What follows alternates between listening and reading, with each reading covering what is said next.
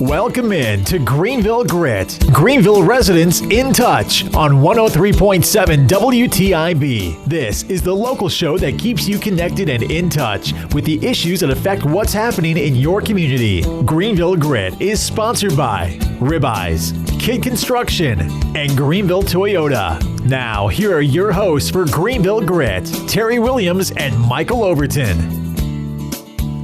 Hello and welcome to Greenville Grit. I am Terry Williams. And I'm Michael Overton. Terry, we have Calvin Mercer with us today. He is council person for at-large for the city of Greenville. Calvin, welcome on the show. Thank you. Look forward to talking to you and learning more about you than what we know now, but also what you look to do for the future of Greenville. But Terry, this is continuing our conversations that we've had for several weeks now, and we have a few more weeks of it with incumbents and challengers for City of Greenville elections. So if you haven't had a chance, and in case we don't have the opportunity at the end of the show to mention this, you can go on YouTube or on GreenvilleHeadlines.com, type in Greenville Grit, and you can see all of the people that have been on. I know we've had Terry Boardman, we've had Eric Anderson, Patrice Barrow, Rose Glover, Candy Smith, PJ Conley, and am I missing someone? Rick Croskery. Rick Croskery. I think that's it. And tonight is Calvin. And next week is Rick Smiley. So definitely check out. I mean, it gives you a good idea of who everyone is that's running and what they're looking to do in the city and what they've done. So that's right. We got to thank the sponsors first. Thank you so much to Greenville Toyota. Thank you for your continued support of the show. If you're looking for a new Toyota or Scion or new used car, go see Craig Goes and the Greenville Toyota team. Catch them on the web at greenvilletoyota.com, in person across from Fresh Market on Memorial Drive, or dial them up at 321-3000. Also, the Overton Group, real estate professional serving all of Eastern North Carolina, serving really Raleigh to the coast. That's right. Full commercial service. real estate, leasing, sales, business brokers, property management, and residential brokerage, and also Ribeyes Steakhouse. Continued support. Favorites. Thank you, Joey, for continuing to support us. You can visit them in person on the corner of Arlington and Fire Tower. And also in Williamston. So great atmosphere, great steak, great salad bar, and good times. Go check them out. We're going to take our first break. Come back in 2 minutes. We'll start talking with Calvin Mercer.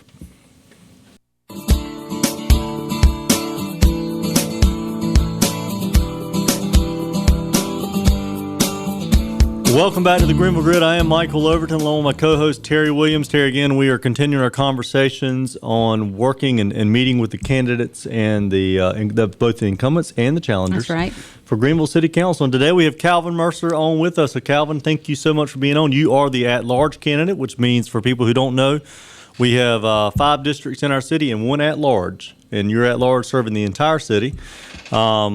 And are you mayor pro tem also? That's correct. My fellow council members elected make that decision. And so I was elected mayor pro tem by the council. All right. Well, what we like to do, Calvin, is kind of figure out who, just to educate on everyone, who is Calvin Mercer? How did you get to Greenville? Maybe a little background on yourself and why you got into politics to begin with. Okay. Well, thank you. Thank you for doing this. Who is Calvin Mercer? Right now I'm tired but invigorated. Last night we had approximately 200 business and community leaders came to Rock Springs Center last night for a reception for our candidacy. This was co-hosted by Eddie Smith of Grady White Boats and David Womack of Womack Electric Supply.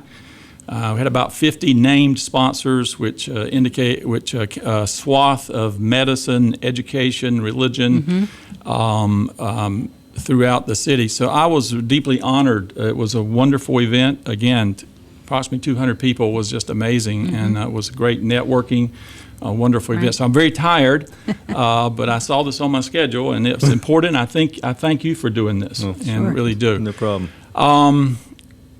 People may know me fairly well, but I'm trying in this campaign, since I've been on the council since 2007, get a little more personal information out about myself. I grew up on a pretty large-sized farm in Duplin County, about an hour and 15 minutes south of here. Is that Beulahville? Beulahville. That's right. Okay. And so I learned a lot from my dad in terms of my basic money principles come from my dad. He was a real fiscal conservative, a good businessman. My family culture, my uncles and aunts and grandparents were all small business people in Duplin County. Pizza Hut, real estate, convenient, that we call them convenience stores now. It was a country store. Right. And that's a great loss in our culture, the disappearance of the it country really store. is. But a country store. And so I learned a lot, from my family culture about hard work, taking care of money matters, and giving back to your community. My parents drilled that into me. Right. My mom owned and operated a small business in Beulahville, and a book and gift shop. And I, through college and in years after that, was associated with helping her with that, off and on as I could. My brother and my sister was all been involved in the family affairs. I've lived in a number of different cities, but I am an Eastern North Carolina boy and was very happy that I could end up here working.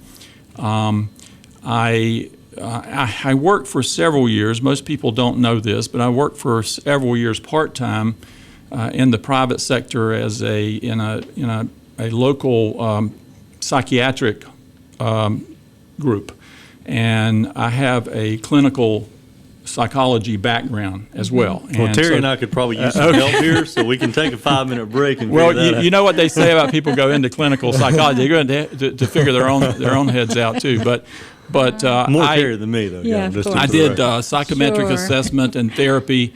And my supervisor, I work mostly with adults, but my supervisor really pushed me to work with young people.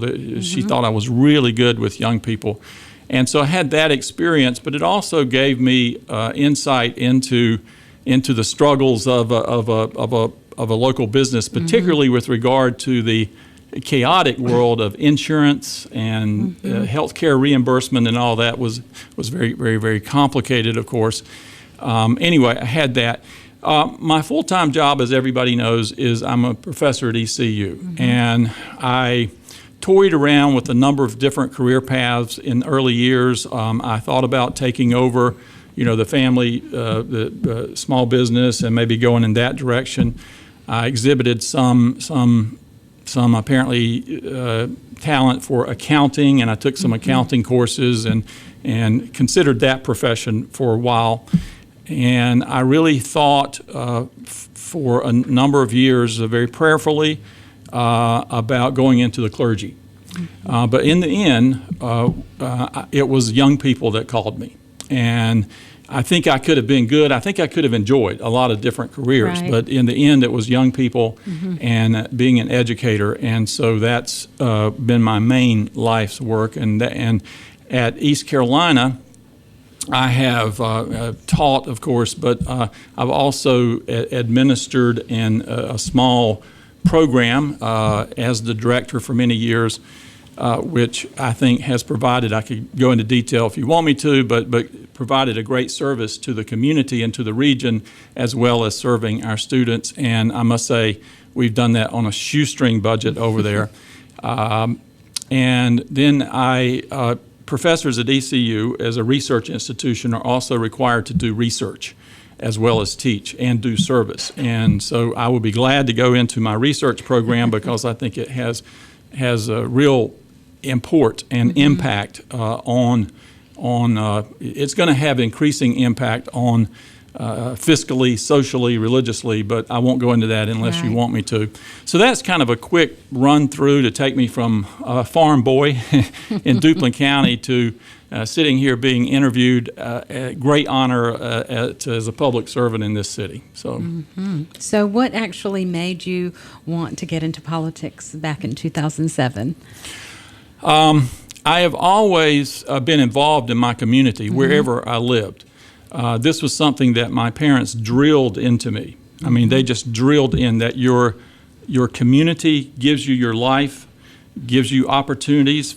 Some get more opportunities than others, but whatever opportunities and whatever life you have, your community gave that to you, your church gave that to you, and you give back. It is just what you do. Right. So I've always done community service. But it was not until 2007 that some folks in town recruited me to run. I said no about 7 times, but I said, look, I've got plenty to do, and I do public service, and they keep coming back. So I'm not a career politician. I have no interest in building a political resume to get somewhere else. I love my job. It wakes me up in the morning to work with students. And so I was pulled into this, but everything I've done, it's part of my obsessive nature. I do it 110% or I'm not going to do it. And so when I finally said yes, I went at it full speed. And I didn't expect to stay in this long. But I was recruited into this. Right. I guess that's the short answer to your question. Okay. Well, Calvin, how do we get, and I think a lot of people have noticed, and I think that you would agree, probably 3.5, 4 years ago, we really almost saw a divide in our council. Yeah. Where it has been very, really divisive on both sides of issues. And what's frustrating really is, Terry, and we've talked about it a lot, especially after talking to so many people the last few weeks, that a lot of the end goals are the same. That's right. It's just these two drastically different paths to get there. What is your vision to try to bring the council back together? Because right now I still feel like there's a lot of divisiveness there. Let me frame that by saying I worry about this because the public regard for elected officials if you look at the polls at the national, state level are very, very low. And I have to say, as a member of the elected officials in the United States, we deserve a lot of that low regard. I mean, there's some crazy stuff that goes on, and I worry about that. And locally, I really wish that we were not as divided. Now, having said that, on the council, we're not as divided maybe as if you look at the votes, most votes are unanimous. And most things that come through go through unanimously. But there are those issues, obviously, that are high profile, controversial, that we disagree on. But I don't think it is as divisive as it was before the prior election. I mean, if you look at the votes very carefully, there are kind of interesting splits. I went back to the last, but to prepare for this, I went back to the last 2 or 3 meetings. And there was a personnel. We approved a massive personnel revisions. And on the vote there, Councilmember Blackburn and Councilmember Glover voted together. It was a 4-2 vote, but it was not the 4-2 you're talking about. It was. We have had some interesting rezoning and kind of annexation. Those are very important topics. And Smiley voted against one of those recent. So it was a 5-2 vote. We had a vote on pay. I won't get into the details of that, Poe, but that was too as a 5-1 vote. Smiley voted against that.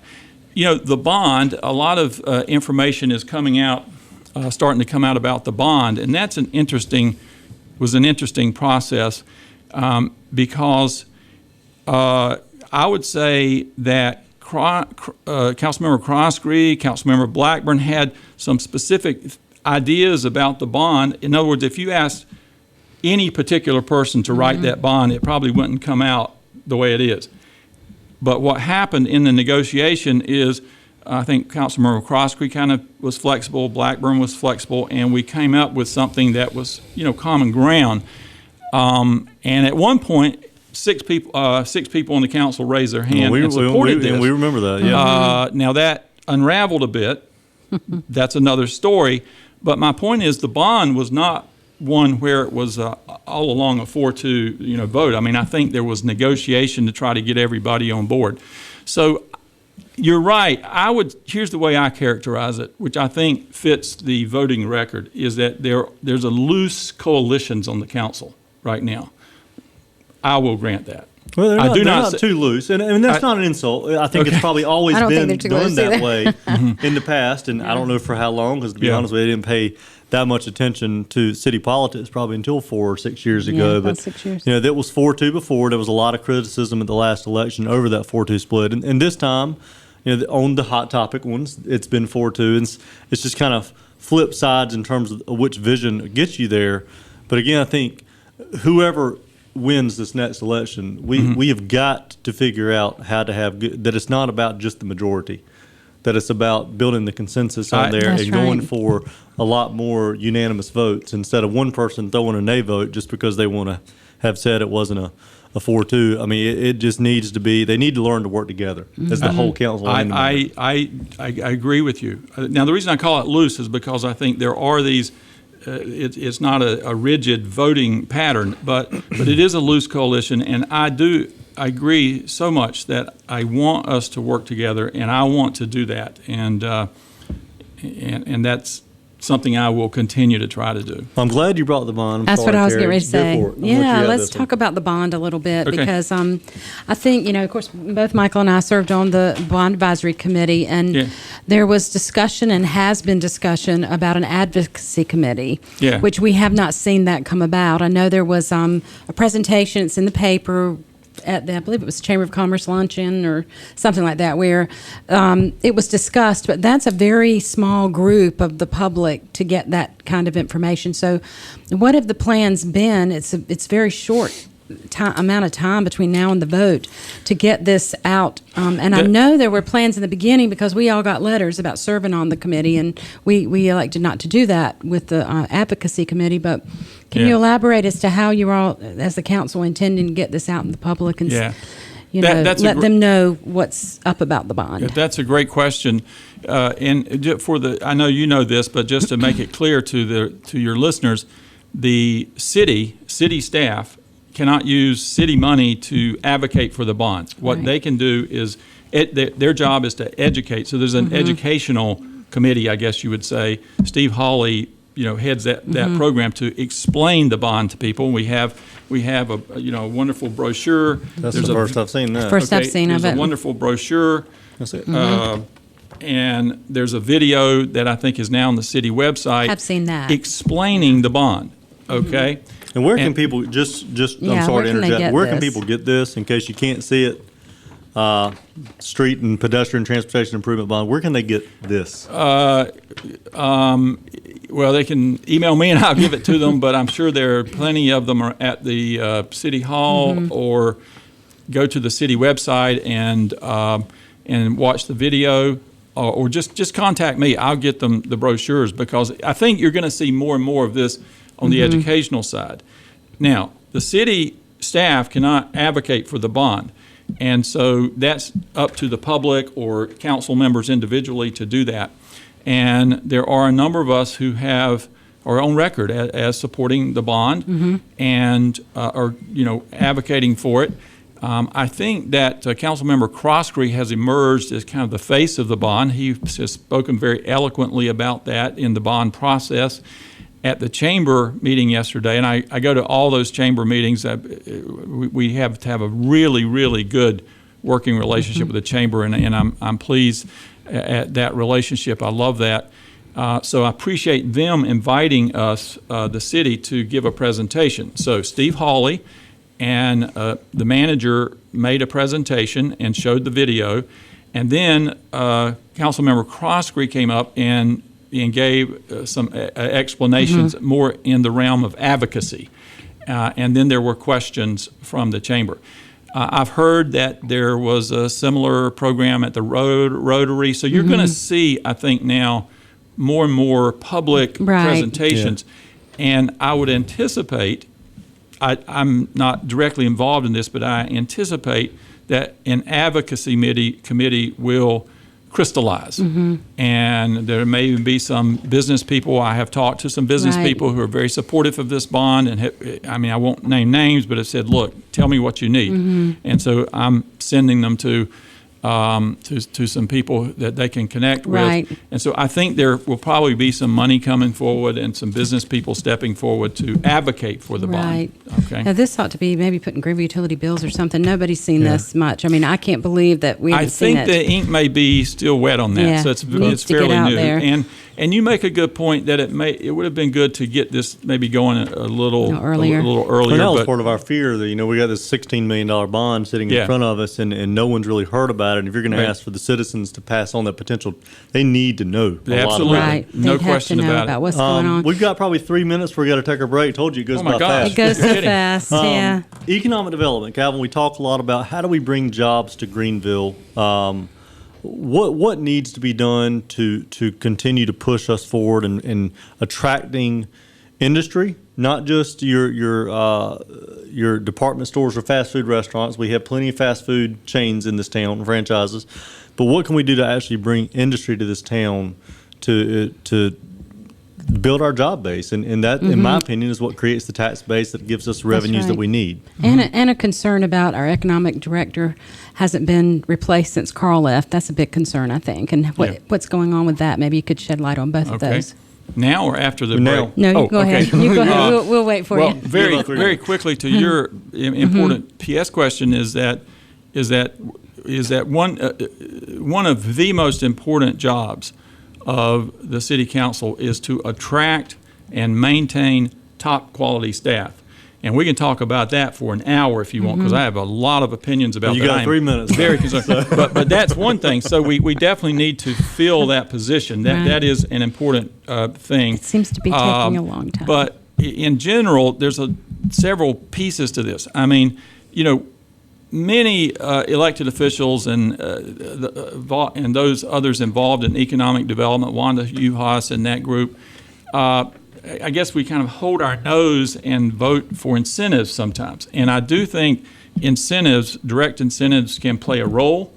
And I'm open to, looking at anything on the table. So that's kind of one piece of it. But another piece is you want to, as much as possible, be in a situation where you are attracting industry and big projects here, without having to give incentives. That's the ideal situation. And I think. So how do you do that? Probably not going to happen. Well, one thing is we want to grow.